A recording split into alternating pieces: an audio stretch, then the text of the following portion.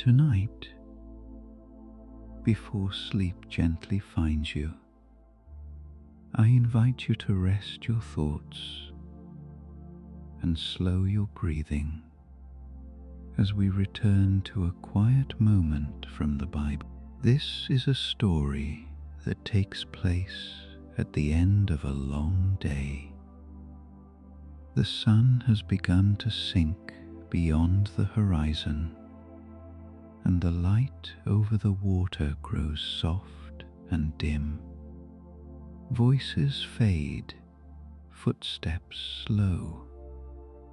Even those who followed Jesus closely feel the weight of weariness settle into their bodies. In the Gospels, we are told that Jesus often taught from morning until evening. He spoke to crowds, healed the sick, listened to the broken, and gave himself fully to those who came seeking hope. By nightfall, both he and his disciples were tired, not only in body, but in spirit. And so, as evening came, Jesus suggested they cross to the other side of the lake. It was not a dramatic decision. There was no sign, no warning, no sense that something extraordinary was about to happen.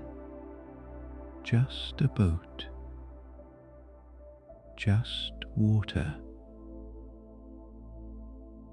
just the quiet agreement to keep moving forward. This story is known as Jesus calming the storm. But before there was a storm, there was silence. Before fear arose, there was trust. And before the waves grew wild, there was a man asleep in the stern of a small boat. Tonight, we will not rush this story. We will move with it slowly. As the boat moves across dark water, we will listen not only to what happens, but to what it feels like to be there, to be tired, uncertain, and carried forward into the unknown. This is not a story about fear alone. And it is not a story only about miracles. It is a story about rest, about faith that survives exhaustion, and about a peace that exists even when the world feels unsteady. As you listen, you do not need to analyze or remember every detail. Let the words come and go like gentle waves. Let your thoughts settle. Let your body relax. The night is safe. The story will hold you, and rest will come in its own time. Now, let us begin on a quiet evening beside a... The boat moved gently at first. The lake was calm, its surface reflecting the last traces of daylight, soft and broken by slow ripples. The air was cooler now, carrying the quiet scent of water and distant land. Behind them, the shoreline grew smaller, the voices of the crowd fading into memory. This was not an unusual crossing. The disciples had been on this water many times before. Some of them had grown up near it. They knew its moods, its colours, its silence. They had seen it peaceful like this, stretching wide beneath an open sky. Jesus sat among them, no longer teaching, no longer surrounded by questions or hands reaching for healing. The long day had taken its toll. His voice, which had carried truth from dawn to dusk, now rested in silence. As the boat moved farther from shore, Jesus lay down in the stern, resting his head against the wood. The gentle motion of the water seemed to cradle him, and slowly, naturally, he fell asleep. This detail is easy to overlook, but it matters. Jesus slept, not in a palace, not in safety, but on open water, in a small boat, as night settled around him. There is something deeply human in this moment. After all the teaching, after the crowds and the miracles, after giving so much of himself, he rested. His breathing became steady. His body surrendered to fatigue. Meanwhile, the disciples remained awake. They adjusted the sail, guided the oars, and watched the sky. At first, there was no fear in them, only quiet vigilance, only the awareness that comes when daylight fades and the world grows less visible. The stars began to appear, faint at first, then clearer. The water darkened beneath them, becoming a deep, moving mirror.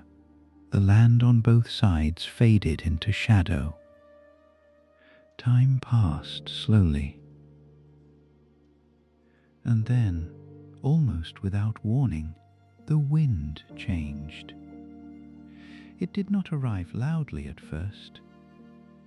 Just a shift, a subtle pressure in the air, a cool breath brushing against the skin. The disciples felt it before they fully noticed it, a tightening of instinct, a glance toward the sail, a sense that something unseen had begun to move. The wind grew stronger. The surface of the lake, once smooth, began to stir. Small waves formed, tapping gently against the sides of the boat. The sound was not alarming yet, only persistent. Still, Jesus slept. The boat continued forward, now rocking slightly. The sail strained as the wind pulled harder. The disciples worked together, adjusting their movements, speaking quietly, staying alert.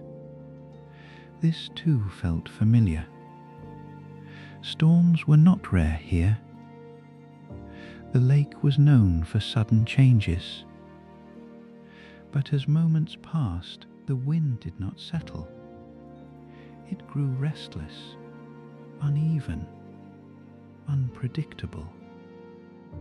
The waves rose higher, their rhythm no longer gentle. Water splashed against the boat, cool and sharp. The night air thickened with movement. The disciples' quiet confidence began to fade. They watched the sky, searching for signs. Clouds gathered, swallowing the stars. Darkness deepened, pressing in from all sides. The shoreline was no longer visible. There was only water and wind and shadow. The boat pitched more sharply now. Wood creaked. Ropes tightened. The sail snapped in the gusts. Water spilled into the boat, pooling around their feet. Each wave struck harder than the last, as if the lake itself had become unsettled, awake and restless. Fear did not come all at once. It rarely does. It crept in slowly, disguising itself as concern, then caution, then urgency. The disciples worked faster, their movements no longer calm but strained. Voices rose, no longer whispers. Instructions overlapped. Eyes darted from wave to wave. Some of them had faced storms before. They had known danger. But this felt different. The wind howled now, tearing through the night. Waves crashed over the sides of the boat, soaking their clothes, chilling their skin. The water inside the boat rose with each moment. The storm had arrived fully. And still, Jesus slept. He lay in the stern, his body steady despite the chaos around him. While the boat tossed violently, while the disciples struggled to keep control, he remained at rest. This contrast is striking. On one side, fear, effort, desperation. On the other, silence, stillness, rest. The disciples noticed it. At first it confused them. How could he sleep through this? How could anyone rest while the storm threatened to overwhelm them? But confusion quickly gave way to something deeper. Fear turned into panic. The waves crashed harder now, flooding the boat. The wind screamed across the water, stealing their breath. The night felt endless, unyielding. Death felt close.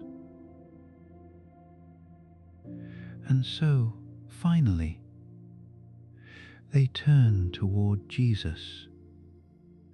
They stumbled across the rocking deck, gripping ropes and wood to steady themselves. Water soaked their clothes, their hearts pounded in their chests. They reached him, shaking him awake. Their voices were loud now, breaking through the storm. "Teacher," they cried, "do you not care that we are perishing?" It was not a calm question. It was not measured or polite. It was raw, urgent, desperate. In that moment, they were not asking for a lesson. They were not seeking understanding. They were afraid to die. And perhaps deeper than that, they were afraid that they were alone in their fear.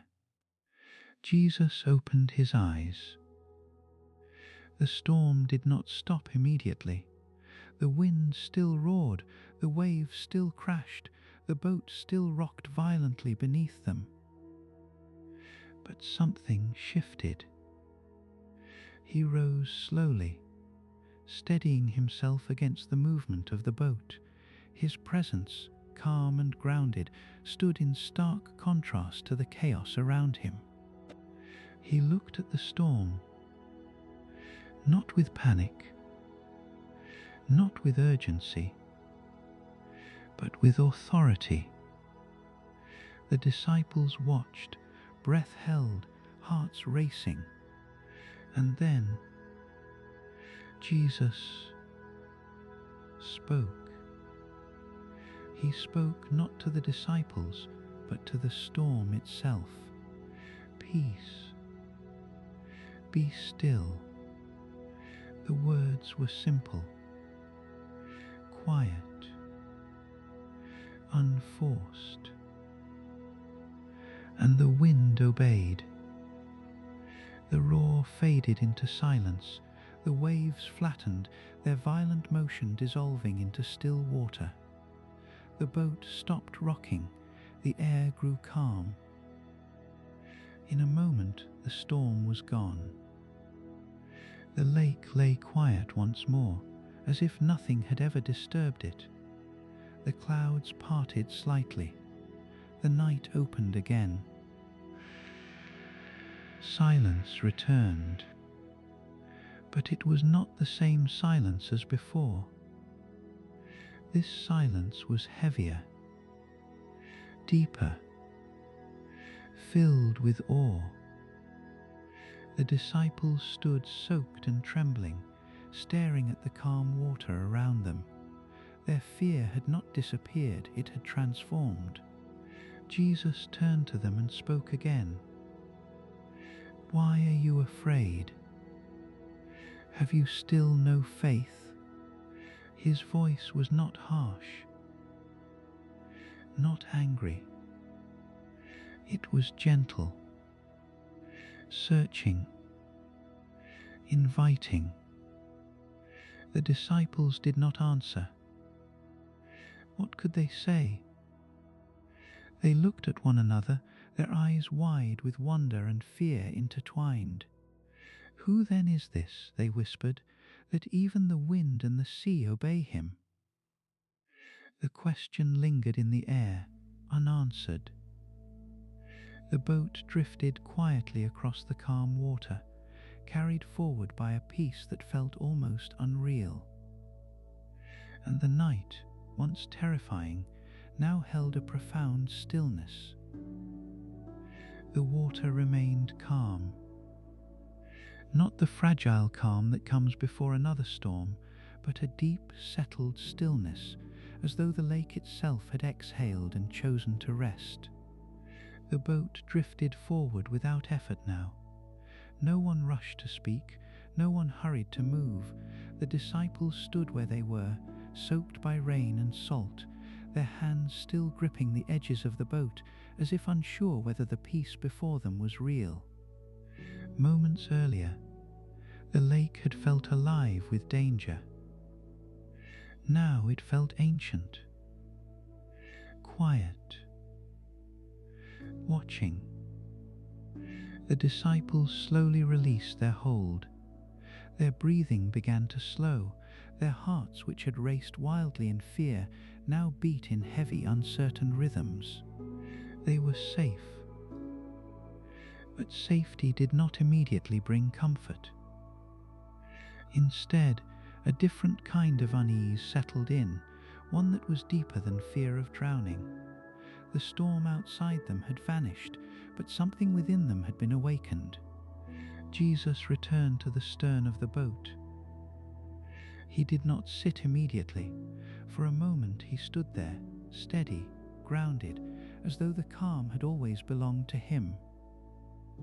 Then he sat, and once again, silence surrounded him. The disciples avoided his gaze at first, not out of shame, but out of awe. They had seen miracles before. They had watched the sick recover, the broken restored, the lost welcomed. But this was different. This was not compassion poured out toward another person.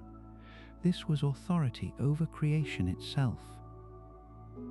The wind had listened, the sea had obeyed, and suddenly the question they whispered earlier returned with greater weight. Who is this? The lake stretched endlessly around them, dark and smooth. The stars reflected faintly on the water, trembling with the gentle motion of the boat.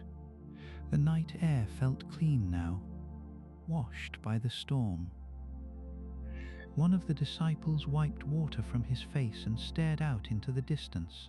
Another pulled his cloak tighter around his shoulders, not from cold, but from a strange awareness settling into his bones. They had cried out to Jesus moments ago, not with faith, but with accusation. "Do you not care that we are perishing?"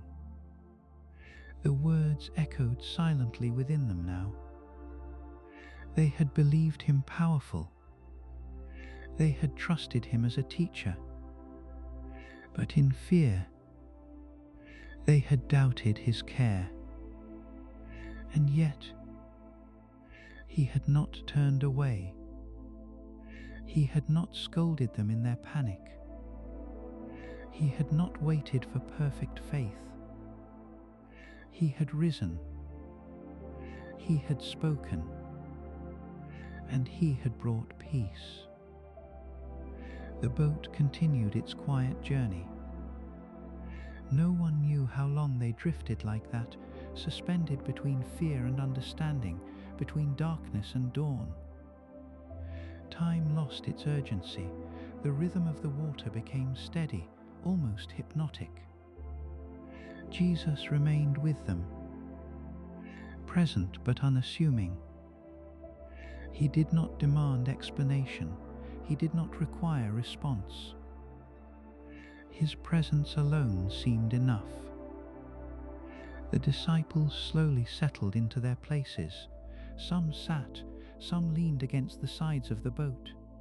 Their exhaustion returned, heavier now that the danger had passed. Fear had kept them alert. Peace allowed fatigue to surface. One by one their movements softened, shoulders relaxed, breathing deepened, the night wrapped around them gently, no longer threatening. Yet their minds remained awake. They replayed the moment again and again. The words spoken into the storm, the sudden silence, the impossible calm. What kind of faith was this?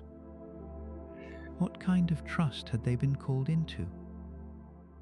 They had followed Jesus willingly, leaving behind familiar lives, but nights like this revealed how little they truly understood. The lake, now peaceful, reflected more than starlight. It mirrored their own hearts, restless, uncertain, yet held. Jesus spoke again, not loudly, not formally. His words were few. He spoke of fear. He spoke of trust. Not as abstract ideas, but as realities woven into their lives. He did not dismiss their fear. He named it. And in naming it, he invited them to see it clearly.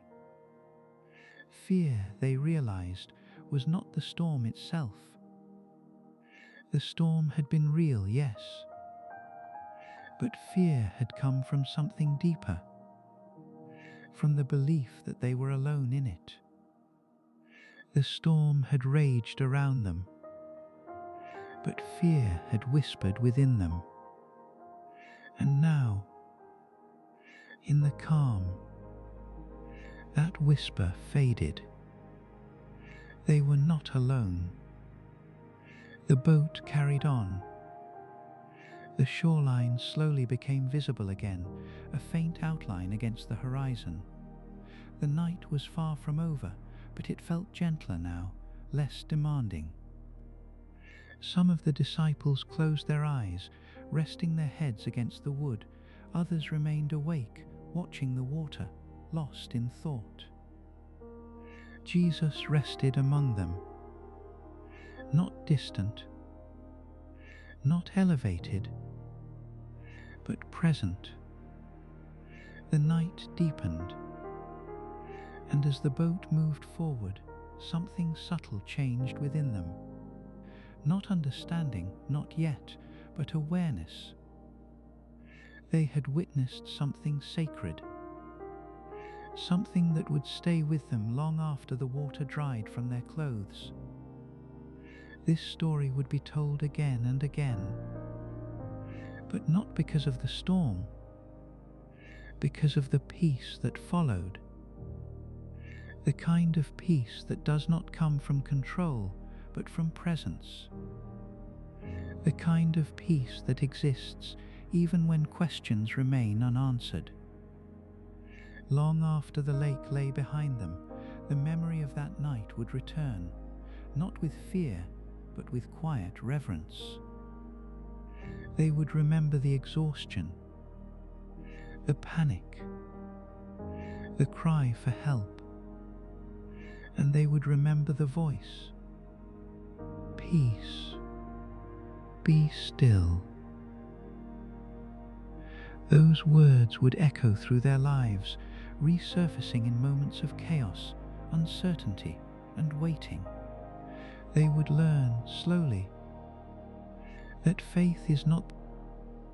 As this story gently comes to rest, you may notice your thoughts slowing, your breathing deepening, your body growing heavier with calm. You do not need to hold on to every detail. Let the images fade like ripples on quiet water. Let the stillness remain. If today has felt overwhelming, remember this moment. A small boat, a dark lake, and a peace that arrived not through effort, but through trust. May your heart find rest tonight. May your worries soften, and may sleep come gently, as it did on that quiet water long ago. Thank you for spending this time with Sleevore. If this story brought you comfort, you are welcome to like the video on camera a moment and let note it indeed. My near on rest well. The night is safe and peace is near. Good night.